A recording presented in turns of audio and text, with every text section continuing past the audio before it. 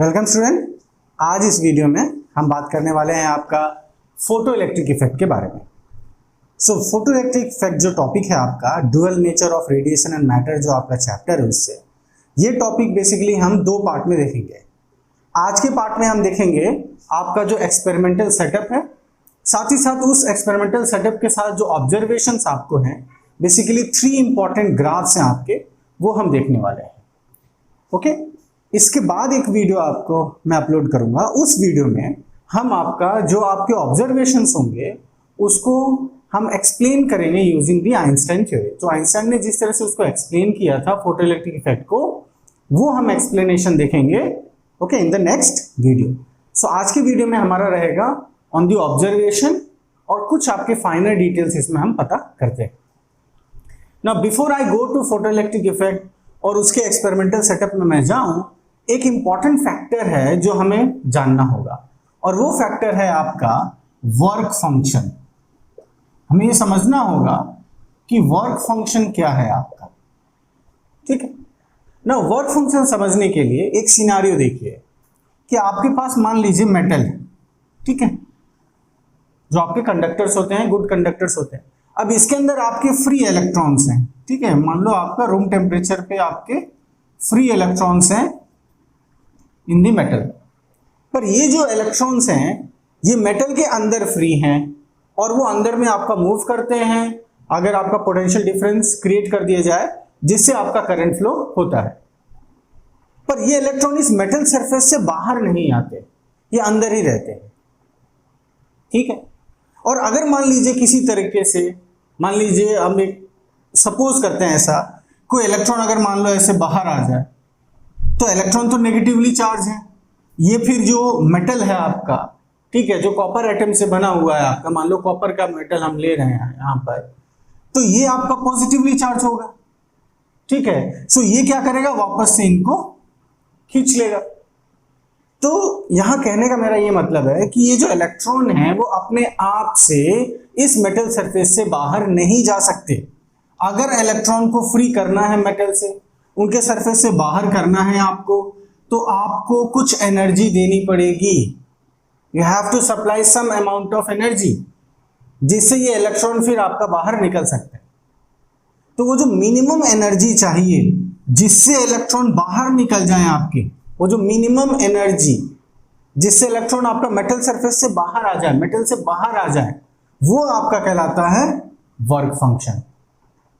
सो work function वो minimum energy है, ध्यान देना, मिनिमम एनर्जी इतना चाहिए ही चाहिए अगर आप इलेक्ट्रॉन को बाहर लाना चाहते हैं। ओके, जितनी ये वर्क फंक्शन के बराबर एनर्जी, अगर आप इससे ज्यादा देते हैं तो फिर इलेक्ट्रॉन बाहर निकल के उसको कुछ काइनेटिक एनर्जी भी मिल जाएगी। पर अगर आप सिर्फ इतना ही देते हैं तो वो मेटल सरफेस से बाहर आ जाएगा, ठीक है। So work function is the minimum energy required for the electron to comes out of the metal surface, ठीक। नाउ ये जो वर्क फंक्शन है इसको हम इलेक्ट्रॉन वोल्ट यूनिट में मेजर करते हैं। कितनी एनर्जी चाहिए बाहर आने के लिए, इसको हम इलेक्ट्रॉन वोल्ट यूनिट है, इसमें हम मेजर करते हैं। जाहिर सी बात ये एनर्जी है तो इलेक्ट्रॉन वोल्ट भी आपका एनर्जी का ही यूनिट है। तो इलेक्ट्रॉन वोल्ट क्या यूनिट है ये देखिए, अगर मान लीजिए आपके पास 2 पॉइंट ए और बी पॉइंट है, ठीक है, और इसके बीच में हमने 1 वोल्ट का पोटेंशियल डिफरेंस क्रिएट कर दिया, ठीक है, ए और बी पॉइंट के बीच में, और यहां पर एक इलेक्ट्रॉन को एक्सेलरेट कराया इस पोटेंशियल डिफरेंस के कारण। कैसे एक्सेलरेट करा सकते हैं, ये आपका 1 वोल्ट का पोटेंशियल डिफरेंस है, इलेक्ट्रॉन नेगेटिवली चार्ज है, यहां पॉजिटिव चार्ज देके या नेगेटिव यहां देके इसके रेस्पेक्ट में ये इलेक्ट्रॉन एक्सेलरेट करेगा टुवर्ड्स बी। तो जो भी ये एक्सेलरेट करने में काइनेटिक एनर्जी गेन करेगा, जितने में एनर्जी वो गेन करेगा, कितनी एनर्जी गेन करेगा, क्यूवी से हम देख सकते हैं या ईवी से देख सकते हैं, ठीक है। इलेक्ट्रॉनिक चार्ज ले रहे हैं क्योंकि किसको ले रहे हैं हम, इलेक्ट्रॉन को ले रहे हैं, तो इलेक्ट्रॉनिक चार्ज कितना हो गया, इलेक्ट्रॉनिक चार्ज है 1.6 इंटू 10⁻19 कूलम। और आपने वोल्ट कितना लिया है, 1 वोल्ट लिया है, ओके। तो ये आपका जो 1 इलेक्ट्रॉन वोल्ट कितना के बराबर आ गया, 1.6 इंटू 10⁻19 कूलम वोल्ट, ये आपको जूल दे देगा, इतना जूल के बराबर। तो ये आपका एनर्जी का ही एक यूनिट है, ठीक है, इलेक्ट्रॉन वोल्ट। सो वर्क फंक्शन जो आपको कोई भी न्यूमेरिकल प्रॉब्लम होता है या अगर आप टेक्स्ट बुक में कहीं पर भी आप रेफरेंस देखें वर्क फंक्शन का, तो आपको ये इलेक्ट्रॉन वोल्ट में एक्सप्रेस किया हुआ मिलेगा। और इस रिलेशनशिप से आप आपका इलेक्ट्रॉन वोल्ट से एसआई सिस्टम में जा सकते हैं, ठीक। सो यहाँ ये हो गया आपका वर्क फंक्शन जो हमें ये बताता है कि भाई एक इलेक्ट्रॉन जो फ्री इलेक्ट्रॉन जो मेटल के अंदर है वो अगर बाहर आना चाहता है, मेटल सरफेस से बाहर आना चाहता है, तो उसके लिए कितनी एनर्जी मिनिमम उसको चाहिए, ठीक। चलिए, सो वर्क फंक्शन पॉइंट आपका क्लियर हो गया। अब हम आते हैं आपके फोटो इलेक्ट्रिक इफेक्ट पे। फोटो इलेक्ट्रिक दो पार्ट हैं इसके अंदर, देखिए photoelectric. Photo refers to light radiation, ठीक है, लाइट रेडिएशन आपका इसलिए वर्ड फोटो इस्तेमाल किया गया है, और इलेक्ट्रिक वर्ड इस्तेमाल किया गया इलेक्ट्रॉनिक चार्ज या करंट के लिए। सो देखिए सिंपल सा आपका लॉजिक यहां पर ये है, in case of photoelectric effect आपके पास मेटल है जिसके अंदर फ्री इलेक्ट्रॉन्स हैं, आपने सफिशिएंट एनर्जी वाला रेडिएशन इसको दिया। अब सफिशिएंट एनर्जी वाली बात जो है वो आगे आपको समझ में आएगी, ये सफिशिएंट एनर्जी का मतलब क्या है और ये वर्ड यहां क्यों इस्तेमाल किया गया। सफिशिएंट एनर्जी वाला रेडिएशन आपने लाइट रेडिएशन इसको दिया और यहां से फिर इलेक्ट्रॉन आपका एमिट होता है। बेसिक आपका प्रोसेस यही है फोटो इलेक्ट्रिक इफेक्ट में। आपका photo refers to light radiation आया जिससे आपका इलेक्ट्रॉन्स रिलीज हो गए, ठीक है। और अगर आप यहां पर कोई पॉजिटिव पोटेंशियल लगाते हैं तो ये इलेक्ट्रॉन आपका उसके तरफ आगे बढ़ेंगे, तो हम कह सकते हैं कि एक तरह से करंट फ्लो आ रहा है, ठीक है। बेसिक एक्सपेरिमेंटल सेटअप में हम इसी चीज को यहां देखने वाले हैं, तो ये इसी चीज को रिप्रेजेंट करता है फोटो इलेक्ट्रिक इफेक्ट आपका। उसमें लाइट रेडिएशन आता है, मेटल से इलेक्ट्रॉन रिलीज होता है और वो आपका एक अगर आप एक सर्किट में उसे मूव कराएं तो आपका करंट कॉन्स्टिट्यूट कर सकता है, ठीक है। चलिए अब हम देखने वाले हैं आपका एक्सपेरिमेंटल सेटअप। जो आपका एक्सपेरिमेंटल सेटअप है वो कैसा है in case of photoelectric effect. So देखिए फोटो इलेक्ट्रिक इफेक्ट का जो एक्सपेरिमेंटल सेटअप है वो एक इवैक्यूएटेड ट्यूब से शुरू होता है। ये आपका जो सिलेंड्रिकल शेप का जो ट्यूब है वहां से शुरू होता है।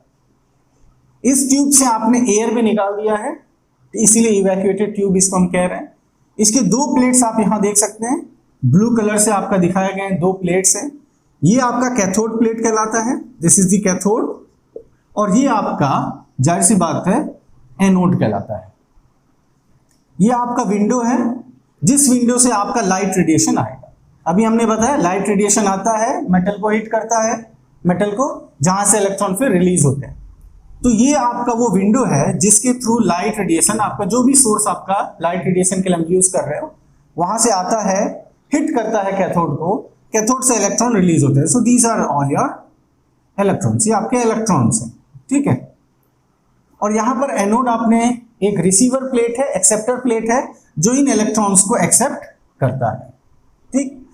अब यहां पर आपने जो बाकी सेटअप जो तैयार किया है, क्योंकि आप चाहते हैं इलेक्ट्रॉन जो सोर्स से लाइट रेडिएशन आया जिसके कारण इलेक्ट्रॉन रिलीज हो रहे हैं आपके, ये इलेक्ट्रॉन को ये रिसीव करें, तो जाहिर सी बात है क्योंकि आप इसे रिसीव कराना चाहते हैं तो इसका आप पॉजिटिव पोटेंशियल पे देंगे। It should be at positive potential with respect to cathode. तो कहने का मतलब है ये अगर आप हायर या पॉजिटिव पोटेंशियल पे कहते हैं तो ये आपका लोअर या नेगेटिव पोटेंशियल पे आपका कैथोड हो जाएगा।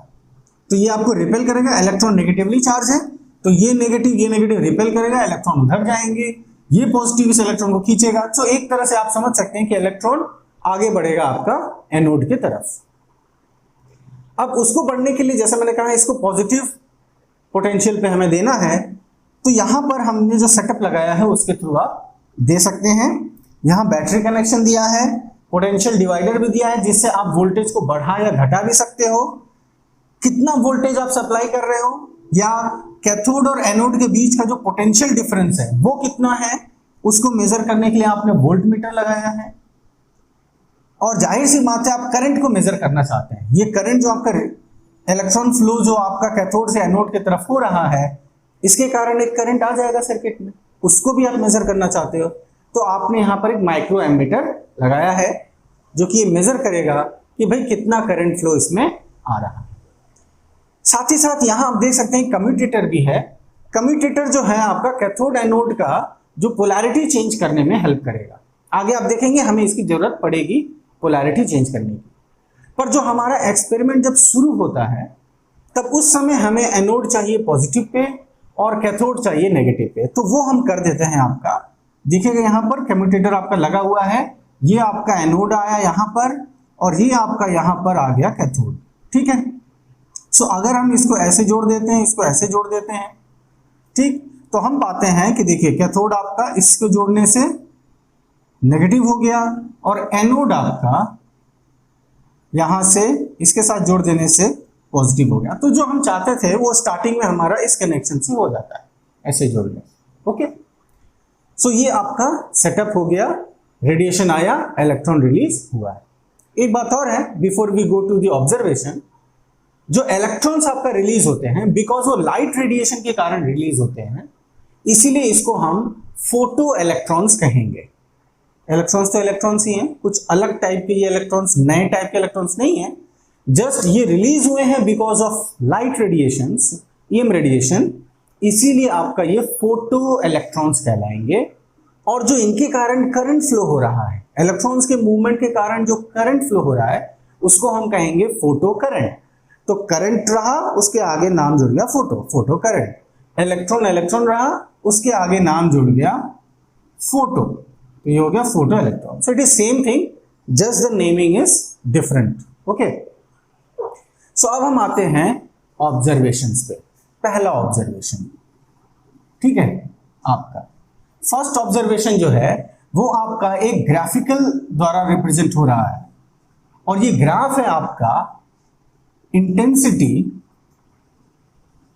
Versus photo current. अब करंट तो करंट है पर इसको नाम हम दे रहे हैं फोटो करंट। इनके बीच में हम एक ग्राफ बना के देखते हैं।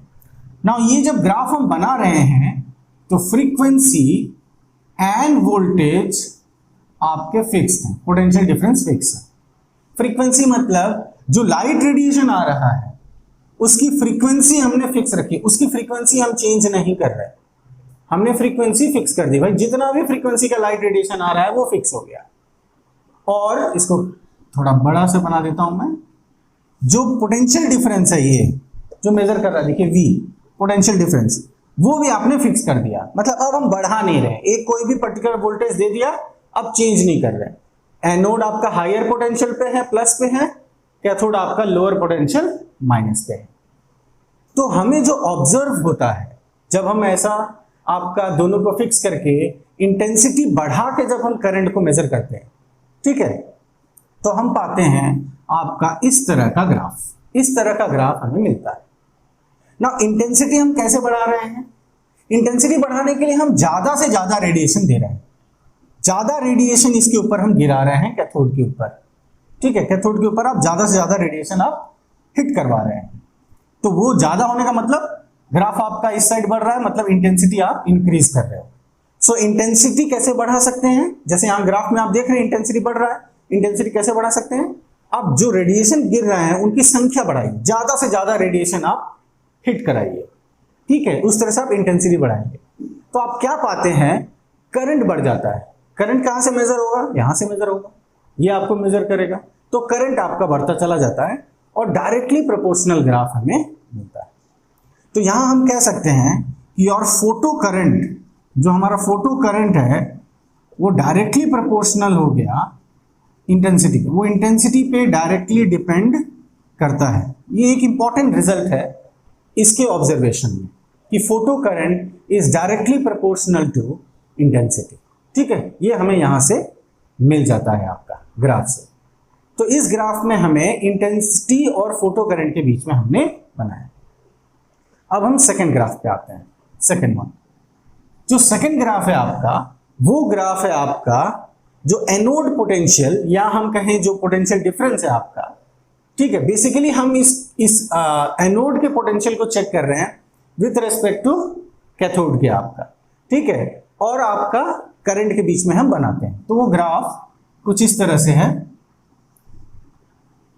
ना। इसके दोनों हिस्से में हम जाने वाले हैं, दोनों पार्ट में हम आपका जाएंगे, इसीलिए इस ग्राफ को मैंने दोनों साइड से बना रहा हूं। ठीक है, इस तरह से ग्राफ आपका है। ये ग्राफ आपका इधर हो गया आपका एनोड पोटेंशियल, ठीक है, एनोड पोटेंशियल, और इधर आपको हमने दे दिया photo current, photo current anode potential के बीच में। ओके, तो अब हम क्या कर रहे हैं कि आपका फ्रीक्वेंसी फिक्स रख रहे हैं इसमें, मगर हम फ्रीक्वेंसी अभी भी फिक्स है, फ्रीक्वेंसी में हमने कोई वेरिएशन नहीं किया, फ्रीक्वेंसी हमने फिक्स रखा है। ठीक है, मतलब जो लाइट रेडिएशन आ रहा है, ध्यान दीजिएगा, इंटेंसिटी बढ़ने का मतलब हम संख्या बढ़ा रहे हैं, फ्रीक्वेंसी नहीं बढ़ा रहे। ठीक है, ज्यादा रेडिएशन आ रहा है इसलिए ज्यादा इंटेंस बीम आपका गिर रहा है, ज्यादा इंटेंस है, पर वो फ्रीक्वेंसी उतनी ही, फ्रीक्वेंसी चेंज नहीं हो रही, जितनी फ्रीक्वेंसी की लाइट रेडिएशन आ रही है वो फिक्स है। तो यहां भी हमने वही किया, पर अब हम एनोड पोटेंशियल पे वेरिएशन करने वाले हैं, जो कि हमने फर्स्ट केस में नहीं किया था। यहां हमने एनोड पोटेंशियल को टच नहीं किया था, उसको फिक्स कर दिया था। देखिए, तो यहां हम चेंज करने वाले हैं, एनोड पोटेंशियल माने इसका। तो अब ऐसा समझ लो, हम इस तरफ ग्राफ को देखने वाले हैं, इसके पॉजिटिविटी को बढ़ा रहे हैं, इसको और ज्यादा पॉजिटिव कर रहे हैं यूजिंग ए पोटेंशियल डिवाइडर। तो इस पोटेंशियल डिवाइडर का यूज करके हम इसको और पॉजिटिव बनाएंगे, तो ये और पॉजिटिव होगा विथ रेस्पेक्ट टू कैथोड। तो हम क्या सोचते हैं, हमें क्या मिलना चाहिए अगर ये और ज्यादा पॉजिटिव होता है? तो हम सोचते हैं कि भाई हमें क्या मिलना चाहिए, अगर ये और पॉजिटिव होगा तो ज्यादा से ज्यादा इलेक्ट्रॉन को अपनी तरफ खींच पाएगा।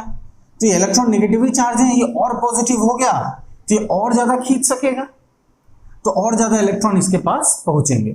सो करंट आपका इसमें इंक्रीज करता है। ठीक है, करंट इंक्रीज करता है, पर कुछ समय बाद ये करंट आपका सैचुरेट हो जाता है। ठीक है, ये आपका करंट जो है वैसे सैचुरेट हो जाता है, इंक्रीज करके सैचुरेट हो जाए। तो ये सैचुरेट हो जाने का मतलब क्या है कि आपका अब जो करंट ये मेजर कर रहा है, ये और करंट इंक्रीज नहीं कर रहा है।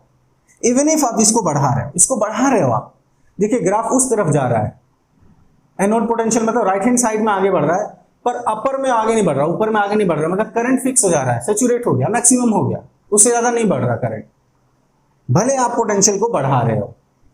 मतलब जितना भी इलेक्ट्रॉन इसको रिलीज करना था रिलीज करके, जितना भी इसको रिसीव करना था इसने रिसीव कर लिया, अब और ज्यादा नहीं हो रहा, तो वो सैचुरेट हो जाएगा।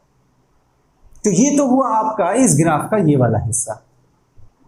अब इसका हम ये वाला हिस्से पे जाएंगे जो आपका काफी इंपॉर्टेंट पार्ट है, ये वाला हिस्सा।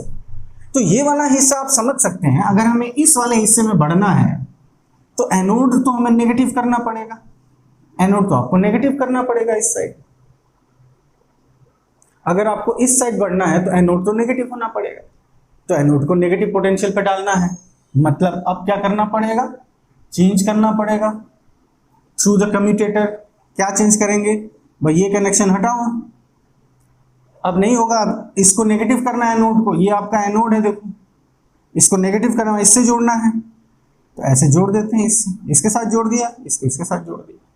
जैसे इसके साथ जोड़ेंगे देखो क्या हुआ, ये एनोड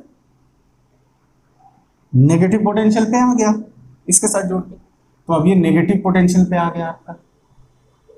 और इस नेगेटिव पोटेंशियल पे लाके फिर हम इसको और बढ़ा रहे हैं, मतलब नेगेटिविटी को बढ़ा रहे हैं, और ज्यादा नेगेटिव कर रहे हैं। आप समझ सकते हैं ना, ग्राफ में अगर हम यहां पर हैं, यहां से और इस तरफ बढ़ें तो एनोड और ज्यादा नेगेटिव होता चला जाएगा। जितना हम ग्राफ में लेफ्ट साइड बढ़ते जाएंगे एनोड पोटेंशियल और ज्यादा नेगेटिव होगा। तो एक बार उसको नेगेटिव करके उसको और नेगेटिव कर रहे हैं। ठीक है, यहां से मतलब ये और पॉजिटिव इस साइड हम कर रहे हैं, इसको और नेगेटिव बना रहे हैं, किसको, एनोड को, जिसको रिसीव करना है उसको और नेगेटिव बढ़ा रहे हैं। तो हमारा ये सोचना है भाई, अगर इसको और आप और नेगेटिव बनाओगे ये तो इलेक्ट्रॉन को रिपेल करना शुरू करेगा, ये नेगेटिव चार्ज ये रिपेल करेगा, ये पॉजिटिव ये खींचेगा, तो इलेक्ट्रॉन तो नहीं पहुंचना चाहिए, तो करंट तो जीरो हो जाना चाहिए। पर करंट तुरंत जीरो नहीं होता, ये ग्राफ अचानक से ऐसे यहीं से यहां जाके डायरेक्ट जीरो पे नहीं चला जाता। करंट तुरंत जीरो आपका यहां नहीं होता है। ठीक है, करंट क्यों जीरो यहां तुरंत नहीं होता है, क्योंकि जो इलेक्ट्रॉन आपके रिलीज हो रहे हैं जो भी आपने रेडिएशन दिया उसने इलेक्ट्रॉन को रिलीज किया, इलेक्ट्रॉन आगे बढ़ रहे हैं, उनके पास इतनी काइनेटिक एनर्जी है, इतनी एनर्जी है उनके पास कि ये जो सामने से रिपल्शन आ रहा है उसको भी ओवरकम करके यहां पहुंच रहा है। तो ये इलेक्ट्रॉन काइनेटिक एनर्जी के साथ बढ़ रहे हैं, यहां नेगेटिव है उसको रिपेल कर रहा है, ये धक्का दे रहा है उधर वापस जाओ, ये बोल रहे हैं हम जा रहे हैं काइनेटिक एनर्जी के साथ, पर ये अभी भी पहुंच रहे हैं। ये पहुंच रहे हैं तभी तो करंट मिल रहा होगा, ये जब पहुंचना बंद कर देंगे करंट आपका जीरो हो जाएगा। तो ये पहुंच रहे हैं तो ग्राफ आपका इस साइड आगे आगे और बढ़ रहा है इस साइड, क्योंकि वो पहुंच रहे हैं आपका। पर आप चाहते हैं कि नहीं मुझे तो करंट जीरो करना है, ये करंट मुझे जीरो कर देना है, तो आप बोल रहे हैं ठीक है और एनोड को नेगेटिव करते हैं। चलो और नेगेटिव करना शुरू किया एनोड को हम, ठीक है, और नेगेटिव किए। जब और नेगेटिव किए तो धीरे धीरे हमने पाया कि ये ग्राफ आपका ऐसे आके यहां पर जीरो हो गया। तो यहां जाके ये करंट आपका जीरो हो जाता है, ठीक है, यहां जाके आपका करंट जीरो हो जाएगा। यहां पर आपका एमीटर जीरो करंट शो करना शुरू कर देगा, इतना नेगेटिव पोटेंशियल। तो जिस एनोड पोटेंशियल या जिस नेगेटिव एनोड पोटेंशियल के लिए आपका करंट जीरो हो जाए, यहां पे करंट जीरो है, जिस नेगेटिव एनोड पोटेंशियल के लिए करंट जीरो हो जाए उसको हम V0 से डिनोट करते हैं, ठीक है, कैपिटल कर देता हूं, V0 से डिनोट करते हैं और उसको हम कहते हैं stopping potential, that is called stopping potential. उसको हम स्टॉपिंग पोटेंशियल कहते हैं। देखो नाम है स्टॉपिंग पोटेंशियल, वो पोटेंशियल जिसने स्टॉप कर दिया, करंट को जीरो कर दिया या इलेक्ट्रॉन को पहुंचना स्टॉप कर दिया, तो ये आपका स्टॉपिंग पोटेंशियल कहलाता है। तो स्टॉपिंग पोटेंशियल वो नेगेटिव एनोड पोटेंशियल है, इतना आपको नेगेटिव देना पड़ा ना, जीरो के बाद जब आप देखिए इस साइड बढ़ते गए, इस साइड बढ़े, तो इतना दूर आपको आना पड़ा नेगेटिव में, तब जाके करंट जीरो हुआ। तो वो नेगेटिव पोटेंशियल एनोड पोटेंशियल जिसके लिए करंट जीरो हो जाए वो कहलाता है stopping potential. So stopping potential is that negative anode potential for which the photo current becomes zero, ठीक है, जिसके लिए फोटो करंट आपका जीरो हो जाए। ओके, नाउ ये हमें मिल जाता है, पर हमने क्या कोशिश किया कि चलो इसी एक्सपेरिमेंट को हम एक बार और रिपीट करते हैं, पर इस बार हायर इंटेंसिटी से करते हैं। तो मान लो इस वाले की इंटेंसिटी I1 है, अब हम ज्यादा इंटेंसिटी वाले लाइट से ये एक्सपेरिमेंट को हम करने वाले हैं। मतलब अभी भी फ्रीक्वेंसी चेंज नहीं कर रहे, फ्रीक्वेंसी फिक्स है, पर अब राइट रेडिएशन ज्यादा हम गिराएंगे, इंटेंस बीम गिराएंगे इसके ऊपर और देखेंगे क्या होता है। तो जब आप इंटेंस बीम गिराते हैं तो आप पाते हैं कि ग्राफ कुछ ऐसा आके वापस ऐसे चला आता है। कहने का मतलब है कि ये आपका I2 है, इसको I1 I2 को आप करंट ना समझे, ये आपकी इंटेंसिटी है and I2 is greater than I1, this is intensity. तो ज्यादा इंटेंसिटी होने पे करंट ज्यादा हो रहा है। देखिए I1 कम इंटेंसिटी है, I2 ज्यादा है, तो I2 पे करंट ज्यादा है, I1 पे करंट कम है। ये ग्राफ यही कहता है, इंटेंसिटी ज्यादा करंट ज्यादा, डायरेक्टली प्रोपोर्शनल। तो ये चीज यहां आपको दिख भी रही है, जैसे ही आपने ज्यादा इंटेंसिटी लिया आपको देखिए ग्राफ ऊपर शिफ्ट कर गया, करंट ज्यादा हो गया, पर घूम फिर के स्टॉपिंग पोटेंशियल वही आ गया। ये इंटेंसिटी लेके गए, फिर भी घूम के वापस वहीं पे जाके वो करंट जीरो कर दिया, उसी वोल्टेज के लिए वो करंट जीरो हो गया। तो इसका मतलब हम कह सकते हैं कि भाई ये जो स्टॉपिंग पोटेंशियल का वैल्यू है ये तो इंटेंसिटी पे डिपेंड नहीं करता, इंडिपेंडेंट है। तो स्टॉपिंग पोटेंशियल वो इंटेंसिटी पे डिपेंड नहीं करता, करंट भले करता है पर स्टॉपिंग पोटेंशियल नहीं करता। देखिए अलग अलग वैल्यू के लिए आपको मिल रहा है। Okay, so this is again very important result कि जो स्टॉपिंग पोटेंशियल का वैल्यू होता है वो इंटेंसिटी पे डिपेंड नहीं करता है आपका, ठीक है ना। अगेन मैंने जैसे शुरू में ही आपसे कहा था, दीज आर ऑल ऑब्जर्वेशंस। अभी इतना ज्यादा हम इन पे नहीं जा रहे, क्यों नहीं करता है, जिसको हम अगली वीडियो में आपका जब आइंस्टाइन ने जो एक्सप्लेन किया था उसमें जाएंगे तो ये डिटेल में देखेंगे भाई ऐसा क्या कारण है। मैथमेटिकली भी हम देखेंगे कि ये इस पर डिपेंड नहीं करता है। ठीक है, क्या इंटेंसिटी बढ़ने से क्यों नहीं ये डिपेंड कर पाता। चलिए एक इंपॉर्टेंट बात और है स्टॉपिंग पोटेंशियल से, वो बात क्या है कि भाई देखिए स्टॉपिंग पोटेंशियल पे क्या हो रहा है। स्टॉपिंग पोटेंशियल पे जो इलेक्ट्रॉन आपके पहुंच रहे हैं, जो आना चाह रहे हैं वो नहीं आ पा रहे हैं, यहां करंट जीरो हो जा रहा है स्टॉपिंग पोटेंशियल पे ना। एक चीज ध्यान दीजिएगा, जब ये रेडिएशन आपका ऐसे गिरता है और इलेक्ट्रॉन्स आपके रिलीज होते हैं, तो सारे इलेक्ट्रॉन सेम एनर्जी के साथ रिलीज नहीं होते, क्योंकि सारे इलेक्ट्रॉन सेम तरीके से बाउंड नहीं है। तो सारे इलेक्ट्रॉन सेम एनर्जी के साथ रिलीज नहीं होते। जब वो सेम एनर्जी के साथ रिलीज नहीं होते हैं तो वो अलग अलग एनर्जी के साथ आगे बढ़ रहे हैं। तो किसी की काइनेटिक एनर्जी कम होगी, किसी की काइनेटिक एनर्जी ज्यादा होगी। किसी की काइनेटिक एनर्जी कम होगी, कम एनर्जी के साथ वो आगे बढ़ रहा है, किसी की ज्यादा होगी, ज्यादा एनर्जी के साथ। पर करंट जीरो हो रहा है, इसका मतलब जो सबसे ज्यादा काइनेटिक एनर्जी वाला इलेक्ट्रॉन है वो भी नहीं पहुंच पा रहा है एनोड पे। इतना ज्यादा एनोड ने रिपल्शन फोर्स लगा दिया, कूलम्बिक रिपल्शन इतना ज्यादा हो गया कि भाई ये जो हाईएस्ट मैक्सिमम काइनेटिक एनर्जी वाला जो इलेक्ट्रॉन होगा वो भी यहां नहीं पहुंच पाएगा। तो यहां से जो भी आपने रिपल्सिव फोर्स लगाया है, जो भी उसके अगेंस्ट एनर्जी लगाई, ठीक है, काइनेटिक एनर्जी के साथ इलेक्ट्रॉन आ रहा है, उसके अगेंस्ट जो आपने एनर्जी लगाई वो एनर्जी उसको पहुंचने नहीं दे रही। तो जो मैक्सिमम काइनेटिक एनर्जी वाला इलेक्ट्रॉन है वो भी जब नहीं पहुंच पा रहा है, उसको भी यहां से आपने रिपेल कर दिया। तो हम कह सकते हैं जो Kmax is the kinetic energy of that electron which is moving with the maximum kinetic energy. ठीक है, सो मैक्सिमम काइनेटिक एनर्जी है आपका ये Kmax, it should be equal to EV nought, EV nought के बराबर। सिंपल सा ये हमने एनर्जी के लिए यूज किया है, charge into potential difference. Okay, charge है क्योंकि इलेक्ट्रॉन यूज कर रहे हैं, और किस पोटेंशियल डिफरेंस पे जाके ये स्टॉप कर दे रहा है, V नॉट पे, स्टॉपिंग पोटेंशियल पे। So Kmax will be equal to EV nought, आपका मिल जाता है। Again very important result that we have got here, Kmax is equal to EV nought. So Kmax क्या है, आपका काइनेटिक एनर्जी है उस इलेक्ट्रॉन का जो मैक्सिमम काइनेटिक एनर्जी के साथ आगे बढ़ रहा है, मैक्सिमम सबसे ज्यादा, वो भी नहीं पहुंच पा रहा, मतलब ये वाले एनर्जी ने उसको पहुंचने नहीं दे रहा है, EV नॉट। ठीक है, so Kmax is equal to EV nought हम ले सकते हैं। अब आते हैं हम थर्ड रिजल्ट, आपका थर्ड ऑब्जर्वेशन पे। ओके, थर्ड ऑब्जर्वेशन में आप समझ सकते हैं कि अब क्या होने वाला है। अभी तक फ्रीक्वेंसी चेंज नहीं किया था, अब हम फ्रीक्वेंसी चेंज करने वाले हैं। Now we will change the frequency of the radiation, उसके रेडिएशन की हम फ्रीक्वेंसी को वेरी करेंगे। तो चलिए ग्राफ हम ले लेते हैं यहां पर इस तरह का।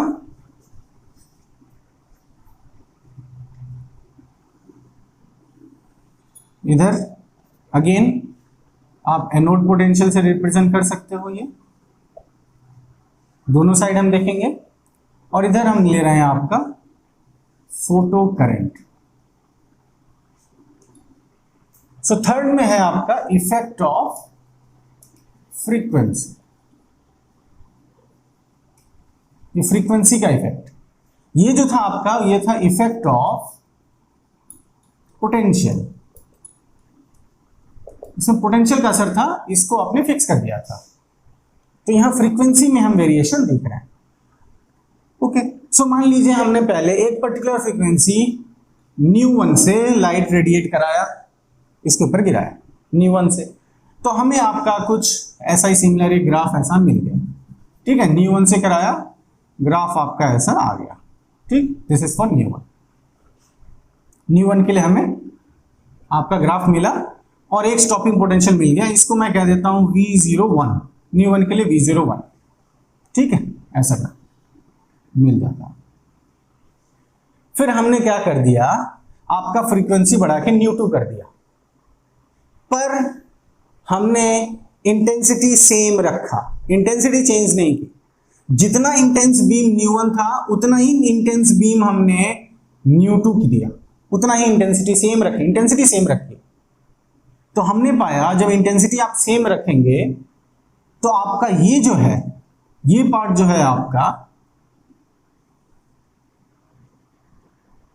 ये पार्ट आपका सेम हो जाएगा, क्योंकि आपको पता है जो फोटो करंट है वो इंटेंसिटी पे डिपेंड करता है, तो इंटेंसिटी आप फिक्स कर दोगे तो वहां पे वेरिएशन नहीं आएगा, पर आपका ग्राफ कुछ इस तरह से मिलता है।